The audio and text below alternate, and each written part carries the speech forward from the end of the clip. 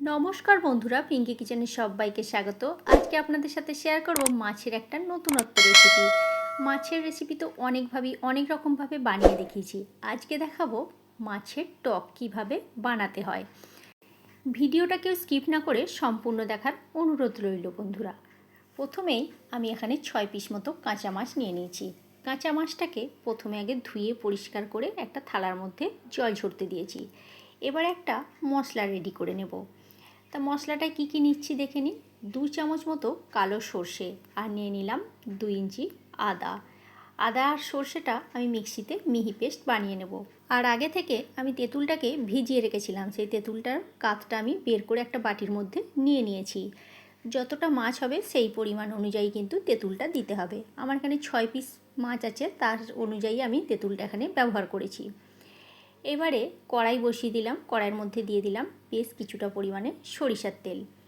সরিষার তেলটা একটু বেশি করেই দিয়েছি। তেলের মধ্যে দিয়ে দিলাম 1/2 চামচ মতো 5 ফোড়ন আর দিয়ে দিচ্ছি একটি শুকনো লঙ্কা। ফ্লেমটা লো করে দিয়ে ফোড়নটা আমি ভাজতে দিলাম। আর তেঁতুলের কাতটার মধ্যে সমস্ত উপকরণগুলো দিয়ে আমি একটা মশলা তৈরি করে নিচ্ছি। তা কী দিচ্ছি একটু দেখে নিন। এর মধ্যে দিয়ে দিলাম 2 চামচ মতো হলুদের গুঁড়ো আর দিয়ে দিচ্ছি 1 চামচ মতো লাল লঙ্কার গুঁড়ো, এটা সম্পূর্ণ ঝালের জন্য। দিয়ে দিলাম ছোটো চামচের 1 চামচ জিরে গুঁড়ো আর দিয়ে দিচ্ছি আদা আর সর্ষে বাটাটা।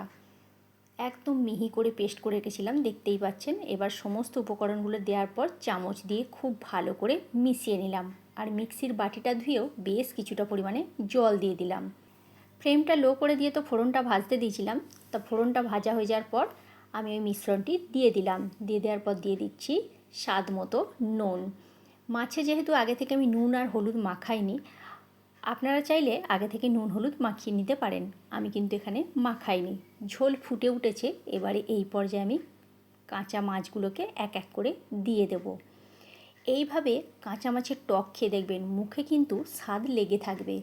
আর যারা কাঁচা মাছ খেতে পছন্দ করেন না, তারা হালকা করে একটু ভেজে নিয়েও এইভাবে করতে পারেন। অসাধারণ খেতে লাগে। মাছের সাথে টকটা 20 মিনিট ফোটার পরে আমি এখানে দিয়ে দিলাম স্বাদ মতো চিনি। আর স্বাদটা আর একটু বাড়িয়ে দেওয়ার জন্য এখানে আমি একটু আমকে তুলে হাতে করে চটকে নিয়েছি। সেই আমটা আমি এখানে দিয়ে দিলাম। দিয়ে খুব ভালো করে মিশিয়ে নিয়ে আরও 5 মিনিট আমি এখানে হতে দিচ্ছি। 5 মিনিট হওয়ার পর আমি নামাবার সময় দিয়ে দিচ্ছি বেশ কিছুটা পরিমাণে কাঁচা সরিষার তেল। সরিষার তেলটা দিয়ে ফ্লেমটা এবার অফ করে দিলাম।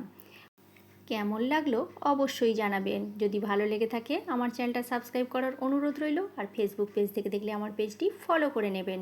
আজকের মতো তাহলে এইখানেই।